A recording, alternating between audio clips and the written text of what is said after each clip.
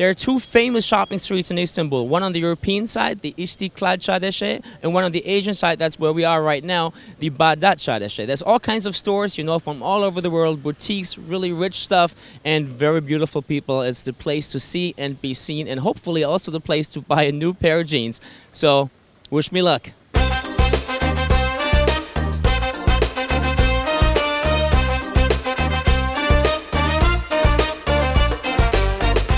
Over a 4-mile stretch, the Bağdat Caddesi runs parallel to the Sea of Marmara, and it has become one of the most affluent and expensive neighborhoods of the entire city. By the way, it owes its name to the Ottoman reconquest of Baghdad in 1638.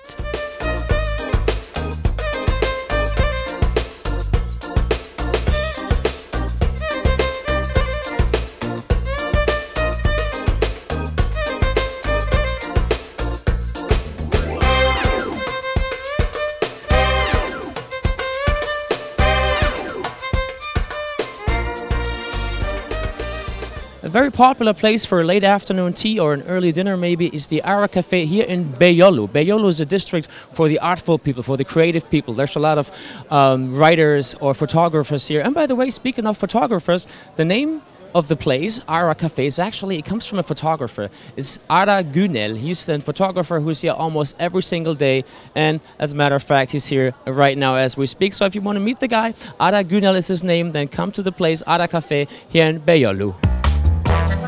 Güler has worked with the likes of Winston Churchill and Salvador Dali, and his office is literally next door to the very classily decorated Ara Cafe, which has become something like the living legend's de facto living room.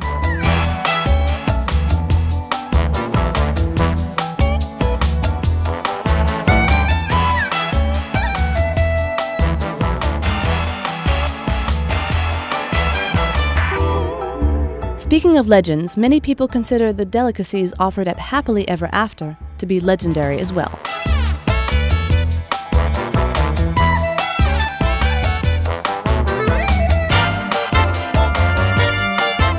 The cute and cozy cafe is located in the Bebek district and specializes in outstanding wines and wickedly yummy calorie bombs.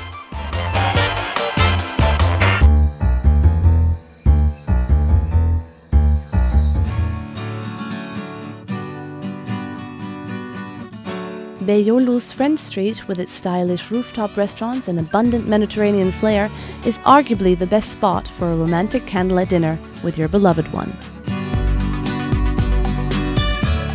It's also one of the favorite places of Istanbul's distinguished star photographer Mehmet Turgut. Çünkü özellikle bu sokağı seçmemin sebebi sokağa ilk girdiğim zaman oradaki hareket, renklilik ve buradaki hareketlilikti. Burada yaşamaya başladıktan ve stüdyomu burada kurduktan sonra burada olayların gerçekten çok daha hızlı ve çok daha böyle ne derler, insanlar için hem çok eğlenceli hem de çok zor olduğunu gördüm. Her yönden insan burada toplanmış.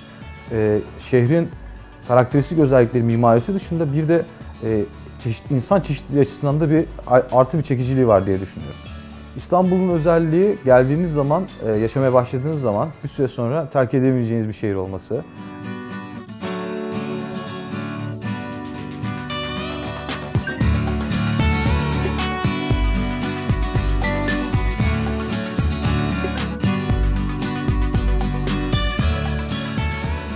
After hopefully having enjoyed a delicious dinner on French Street, it's just a 10-minute walk over here to the area around the Tunnel Square. It's a very avant-garde, a very hipster, a very student-like area where there are a lot of bars, a lot of lounges, like for example this Mirror Lounge right here.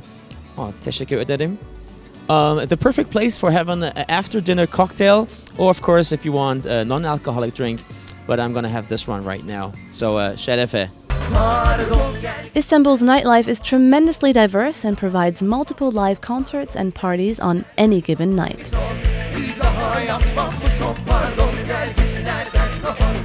Bir kere müzisyen olarak İstanbul Türkiye'nin, hatta dünyanın en önemli bence müzik yerlerinden bir tanesi. Yani müzik yapabilmek için gerçekten çok elverişli bir şehir. Çünkü müzik yapabilmek için bütün olanaklara bir kere sahip. İstanbul'un gece hayatı o kadar renkli ki İstanbul'da gerçekten her türlü eğlenceyi bulabilirsiniz gece özellikle. Çünkü İstanbul biliyorsunuz dünyanın en kalabalık metropollerinden bir tanesi. O yüzden her çeşit insanın bulunduğu bir yer ve her çeşit insana göre de eğlencenin bulunduğu bir yer doğal olarak. Burada ben bir pop sanatçısı olduğum için genelde gençlerin ve hani kendini genç hissedenlerin tercih ettiği bir mekanda çalışıyorum, çıkıyorum. Up-and-coming singer and heartthrob Murat Darkalic is currently among the brightest stars of the Turkish music scene. Ah be kardeşim başına ne geldi? Ah be kardeşim başına ne geldi? Ah be kardeşim başına ne geldi?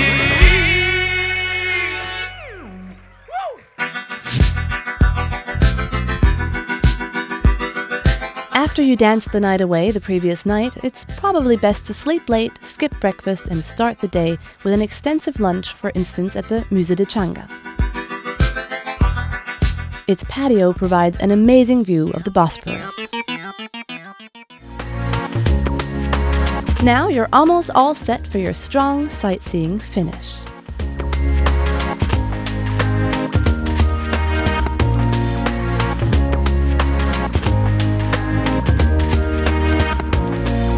A traditional Turkish shave costs only about €3.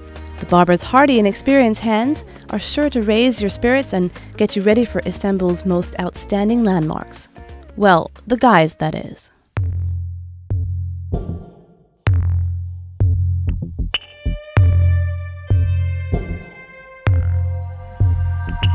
For 400 years, the Topkapi Palace, with its many different courtyards, used to be the heart and soul of the Ottoman Empire. This is where sultans resided, this is where decisions were made, until they were moved to a new residence, the Dolmabahce Palace, in 1850.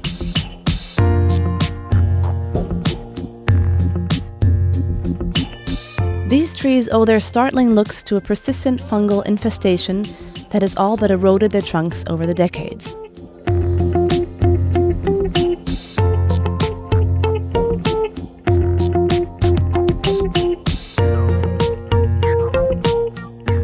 Some 5,000 people used to live within the palace grounds, including nearly 2,000 harem ladies. The palace is home to some of Islam's most venerated relics, including a tooth and two swords of the Prophet Muhammad.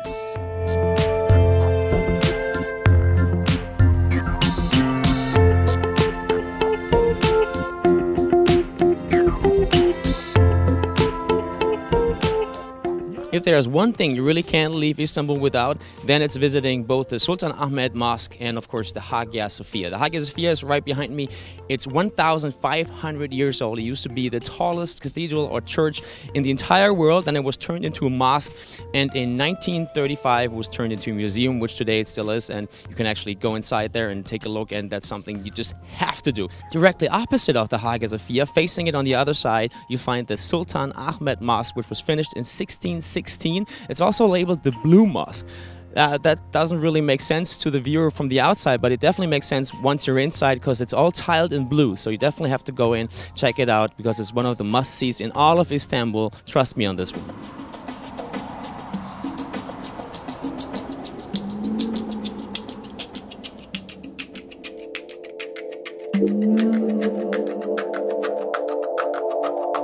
Time really just flies when you're having a good time, I guess, and so a prolonged weekend trip to the Bosphorus has come to an end. I hope you enjoyed the show. I hope you enjoyed the first impressions you got of Istanbul, and maybe you want to come here now for yourself and see what it's like in this 12.5 million metropolis down here at the Bosphorus. Until next time, hope to see you again. İyi akşamlar.